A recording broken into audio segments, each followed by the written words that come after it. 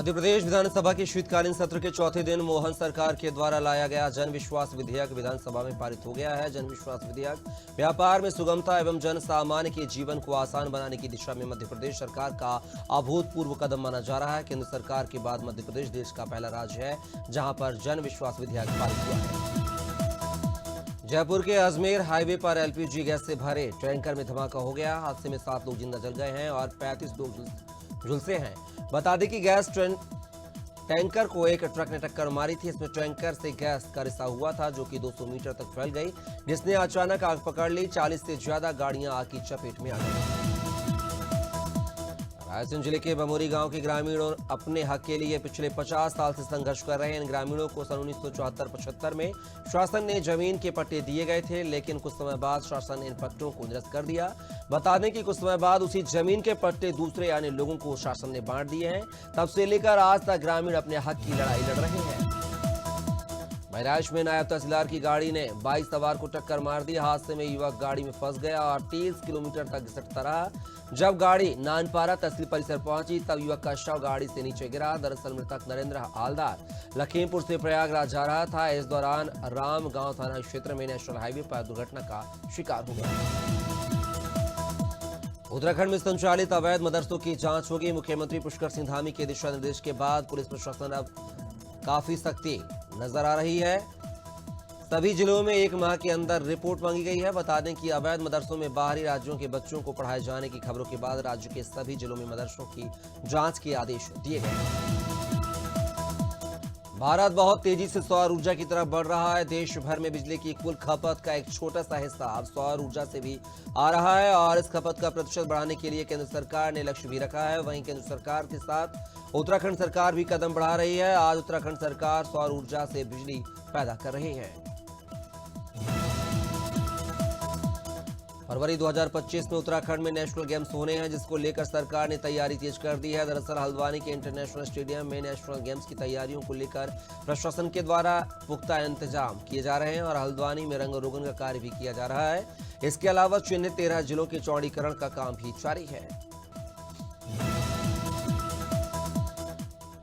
बागेश्वर धाम सरकार के प्रिय शिष्य रोहित रिछारिया हापुड़ के तीर्थ नगरी ब्रजघाट पहुंचे हैं। इस दौरान उनका ब्रजघाट में जोरदार स्वागत किया गया। रोहित रिछारिया ने मां गंगा की विधिवत पूजा अर्चना की। गंगा सभा आरती समिति के द्वारा उन्हें पटका पहनाकर सम्मानित भी किया गया। इसके बाद कृष्णा आश्रम में स्वामी सर्वेश्वरानंद से पंडित रोहित रिछारिया ने मुलाकात की। छत्तीसगढ़ में स्वास्थ्य मितानिन संघ 13 दिसंबर को लगातार हड़ताल पर है। खैरागढ़ जिला मुख्यालय के अंबेडकर चौक पर अपनी जरूरी मांगों को लेकर मितानिन प्रदर्शन कर रहे हैं, जिसमें खासतौर से मितानिनों को SHRC से हटाकर ANM-NHM में शामिल करने की मांग की गई है। जिले के 2 ब्लॉक के 1098 मितानिन काम बंद कर प्रदर्शन कर रहे हैं।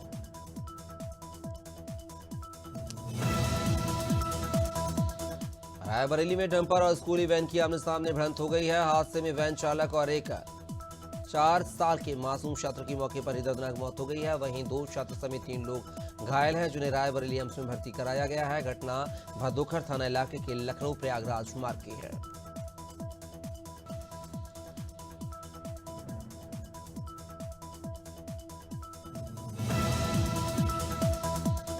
राजधानी रायपुर के न्यू सर्किट हाउस में स्वास्थ्य विभाग की बैठक हुई है। स्वास्थ्य विभाग की बैठक में मुख्य रूप से समीक्षा की गई है।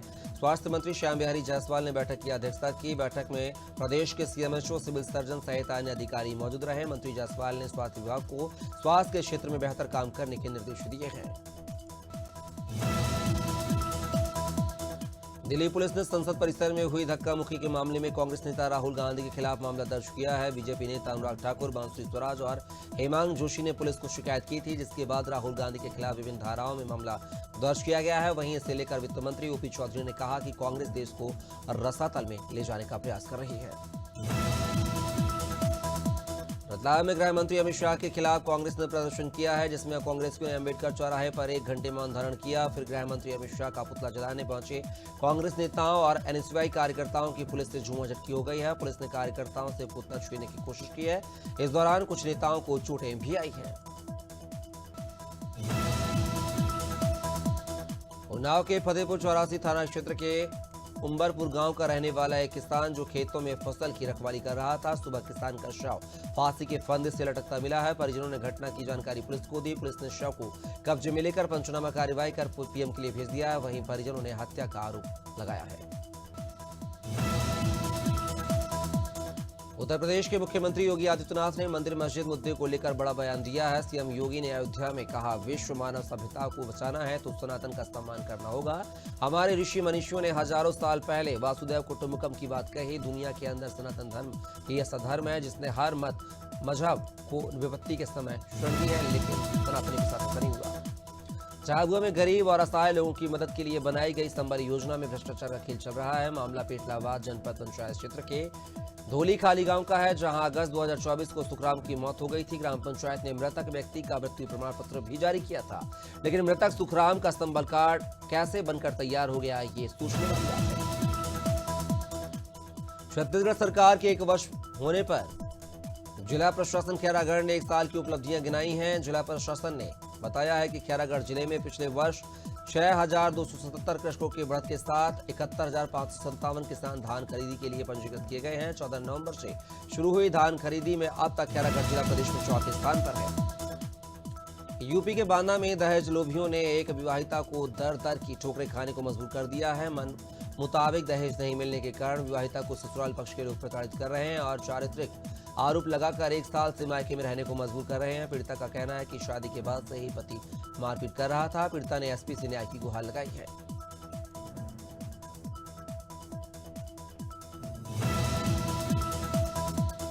लोकसभा संसद में हुए हंगामा पर बीजेपी के प्रदेश अध्यक्ष वी डी शर्मा का बयान सामने आया है। उन्होंने कहा है कि राहुल गांधी ने जो व्यवहार किया है उससे पूरा देश शर्मसार हुआ है। राहुल गांधी गुंडागर्दी पर उतार हुए हैं। उन्होंने एक सीनियर सांसद को धक्का मार के गिराया है, जिससे उनको चोट लगी है।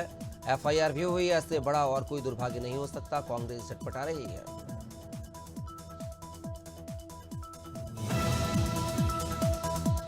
विधानसभा में कांग्रेस विधायकों के राष्ट्रगान का अपमान करने पर मंत्री विश्वास सारंग ने प्रतिक्रिया दी है। मंत्री विश्वास सारंग ने कांग्रेस को घेरते हुए कहा है, कांग्रेस ने लोकतंत्र के मंदिर को अपनी राजनीति की रोटी सेकने का अड्डा बना लिया है। उन्होंने कहा है कि राहुल गांधी के बीजेपी सांसद को धक्का देने की घटना लोकतंत्र को शर्मसार करने वाली थी। समूचे भारत में गृह मंत्री अमित शाह के बयान से राजनीति गर्मा गई है। वहीं हरदा की बात करें तो जिले की भाजपा ने अंबेडकर चौराहे पर राहुल गांधी का पुतला फूंका, तो वहीं कांग्रेस ने भी स्थानीय नारायण टॉकीज चौराहे पर अमित शाह का पुतला फूंक दिया और शाह को पंचतंत्र में विलीन होने के लिए आहुति भी कांग्रेस के नेताओं के द्वारा दी गई।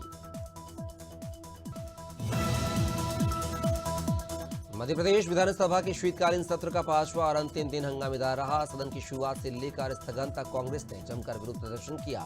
मंत्री राकेश सिंह ने कहा है कि विधानसभा अध्यक्ष के नेतृत्व में 1 साल पूरा हुआ है। पूरी तारीखों में कामकाज और अशासकीय संकल्प लिया गया है। इस दौरान बहुत ही विपरीत राजनीतिक परिस्थितियां भी देखने को मिली।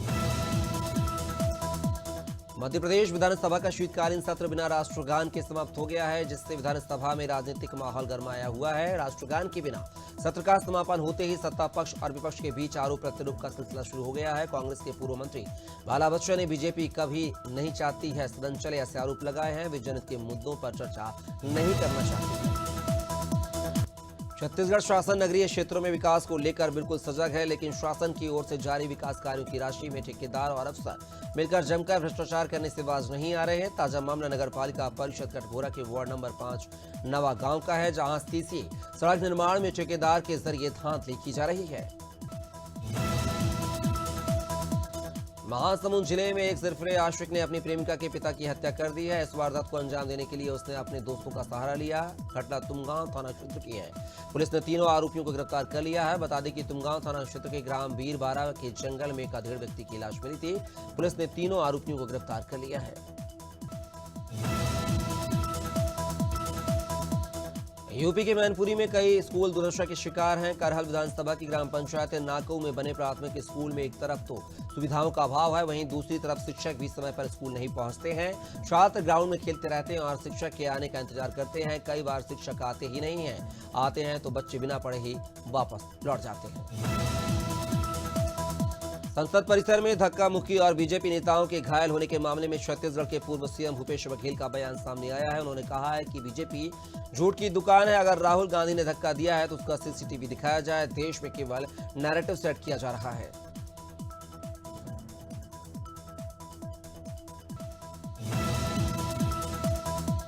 राजधानी रायपुर में एक बार फिर चाकूबाजी की वारदात सामने आई है। घटना निगम मुख्यालय व्हाइट हाउस गार्डन के सामने हुई है, जहां सफान खान को चाकू मारा गया है।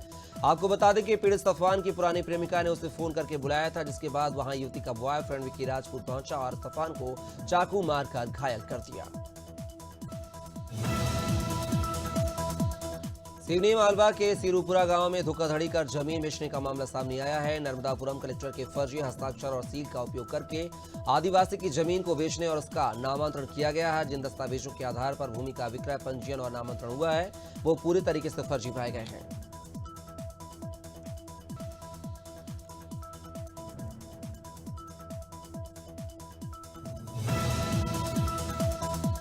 इंदौर के रणजीत हनुमान मंदिर में कलेक्टर आशीष सिंह ने ध्वजारोहण कर 4 दिवस के रंजीत अष्टमी कार्यक्रम का शुभारंभ किया है। इस अवसर पर पुजारी दीपेश व्यास ने बताया है कि यह पर्व हनुमान जी की ओर से सीता जी की खोज कर लौटने पर राम द्वारा उन्हें रणजीत की उपाधि देने की याद में मनाया जाता है।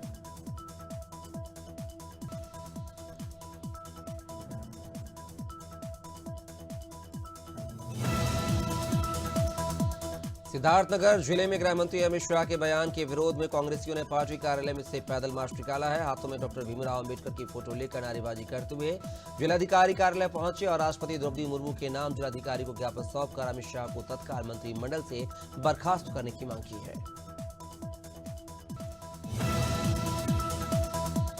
मुख्यमंत्री डॉक्टर मोहन यादव और नीति आयोग के पूर्व सीईओ ने प्रशासन अकादमी में आईएएस सर्विस मीट का शुभारंभ किया है। यह सर्विस मीट भोपाल में 22 दिसंबर तक चलेगी। इस मौके पर सीएम डॉक्टर यादव ने कहा कि हमारे देश की दुनिया में जो पहचान बनी है, उसमें सबसे बड़ी भूमिका आईएएस अधिकारियों की है।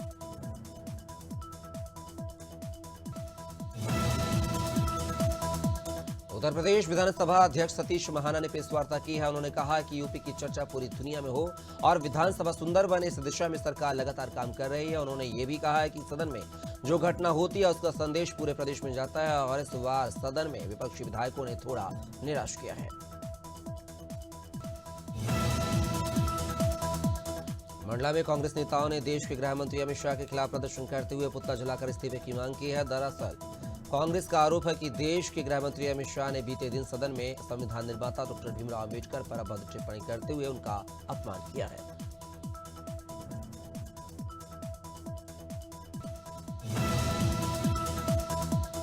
रायगढ़ जिला आयुर्वेद चिकित्सालय में निःशुल्क आयुष मेला का आयोजन किया गया है, जहां पर निःशुल्क लोगों का इलाज किया गया है तथा आयुर्वेद दवाइयां उपलब्ध कराई गई हैं। दरअसल भारत सरकार द्वारा प्रकृति परीक्षण अभियान आयुष मंत्रालय के द्वारा चलाया जा रहा है, जिसमें लोगों की निःशुल्क जांच की जा रही है।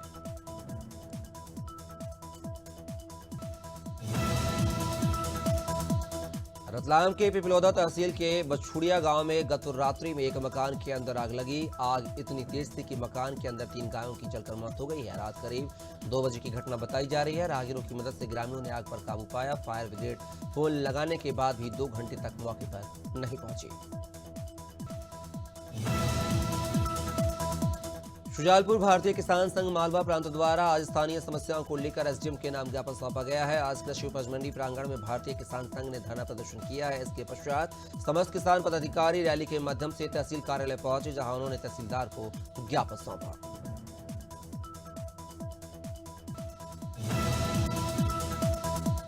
टीकमगढ़ पुलिस अधीक्षक ने कंट्रोल रूम में हत्या के मामले का खुलासा करते हुए बताया कि 17 दिसंबर 2024 को पलेरा थाना के ग्राम गोना में बिहारी लाल अहरवार निवासी गोना की हत्या कर दी गई थी। पुलिस ने जांच पड़ताल कर आरोपी मूलचंद को गिरफ्तार कर लिया है। हत्या पैसे के लेन देन को लेकर हुई थी।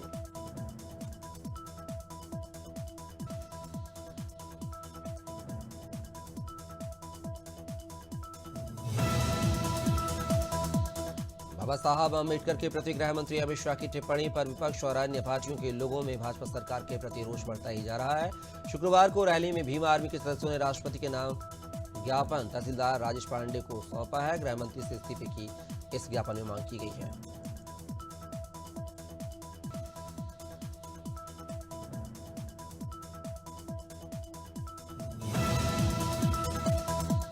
दुर्ग जिले में एक बार फिर तेज रफ्तार का कहर देखने को मिला है। भिलाई 3 थाना क्षेत्र के मोहंदी गांव में एक बच्चे को तेज रफ्तार हाईवा गाड़ी रौंदते हुए निकल गई, जिससे मौके पर ही बच्चे की दर्दनाक मौत हो गई है। बच्चे की हुई दर्दनाक मौत से गुस्साए ग्रामीणों ने चक्का जाम कर दिया और मृत बच्चे के परिजनों को मुआवजा देने की शासन प्रशासन से मांग की।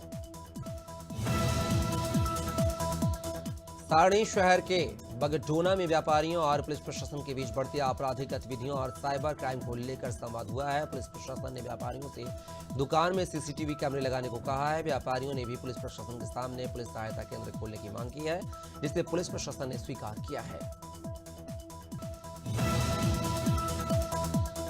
जगदलपुर नगर निगम की 48 वार्डों के लिए आज 20 दिसंबर शुक्रवार शाम 4 बजे वार्डों की आरक्षण प्रक्रिया पूर्ण की गई है। इसमें एसटी और ओबीसी वर्ग के लिए 9 सीटें, एससी के लिए 3 और अनारक्षित वर्ग के लिए 27 सीटें आरक्षित की गई हैं, जबकि अनारक्षित वर्ग की कुल 27 सीटों में 9 में महिला और 18 सीटें मुक्त हैं। अमित शाह तुम होश में आओ बाबा जी से मत टकराओ का नारा लगाने वाली कांग्रेस पार्टी के कार्यकर्ताओं ने खुद ही भीमराव अंबेडकर का अपमान किया है। दरअसल आपको बता दें कि आज विलोबी मैदान के पास स्थित डॉक्टर भीमराव अंबेडकर पार्क पर कांग्रेस पार्टी ने नारेबाजी की और प्रदर्शन किया, जहां एक व्यक्ति जूते पहनकर डॉक्टर अंबेडकर की मूर्ति के पास चले गए। छत्तीसगढ़ के कोरबा जिले में एक शख्स ने मामूली विवाद होने पर अपनी पत्नी की मुक्का व डंडा से पीट कर हत्या कर दी है। घर जाते वक्त थक जाने पर पत्नी ने आगे चलने में इनकार किया तो पति को यह नागवार गुजरा और उसने गुस्से में आकर पत्नी की पीट कर हत्या कर दी।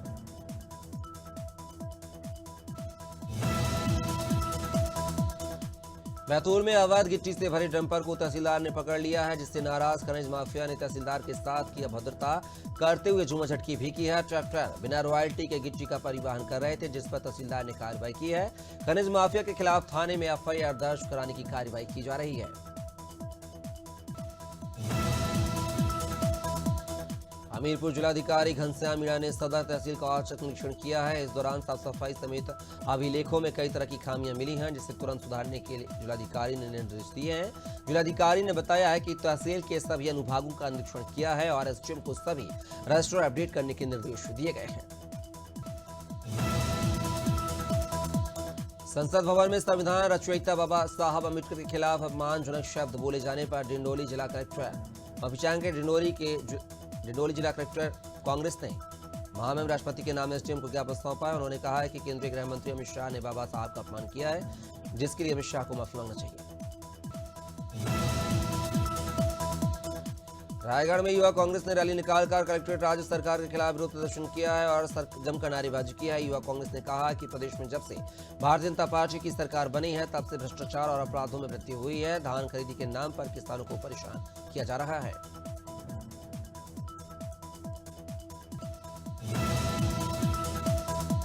छत्तीसगढ़ विधानसभा में शीतकालीन सत्र चल रहा है। आज सत्र का आखिरी दिन था। सत्र के दौरान कांग्रेस विधायकों ने विधानसभा के अंदर ही मोर्चा खोल दिया। दरअसल कांग्रेस विधायकों ने विधानसभा परिसर में अमित शाह के बाबा अम्बेडकर वाले बयान को लेकर प्रदर्शन किया और सरकार के खिलाफ नारे लगाए हैं।